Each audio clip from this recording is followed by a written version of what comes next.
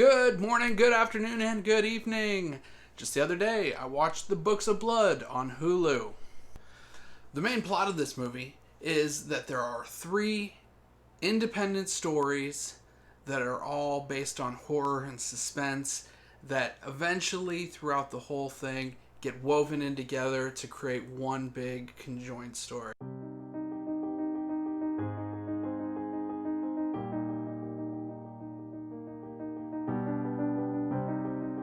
Now, Books of Blood doesn't really have any big names, but probably the most notable is going to be Britt Robertson, who played the main female protagonist in Tommorrowland.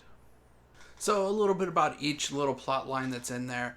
So one story is about a girl who's had a lot of issues throughout college and everything. She's gone through a traumatic experience. Her parents are a little overbearing, so she takes her show on the road and goes to try and find her own way. Well, she stops at a bed and breakfast, and stuff happens. I'm not going to get into what stuff happens, but it's a decent story. Our second story is about a professor who exposes con men who say that they have the ability to speak and commune with the dead. Well, she meets one, really convincing.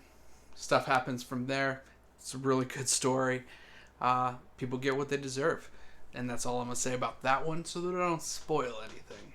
The third story we have is about a couple of strong men who go and shake down businesses, and they get told about a really rare book that they can make a ton of money on and kind of go on their own.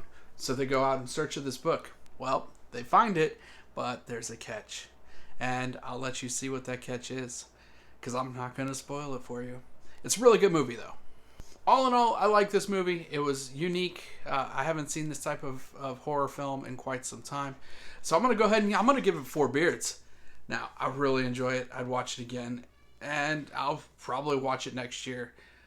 So normally I'd have to watch horror movies by myself, but I could probably let my 11-year-old watch it. She is a little bit more advanced for her age. I'd probably say 12 or 13 if they don't normally watch that type of stuff. There's not a lot of gratuitous violence.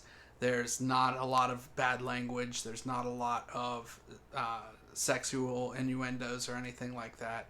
It's just a really good suspense horror movie. But give it a watch on Hulu. Let me know what you thought down in the comments. See if I'm on point. See if you disagree with me. And we'll have a good old talk about it.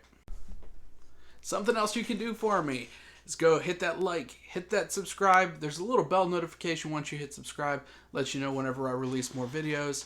But, as always, until next time, stay classy.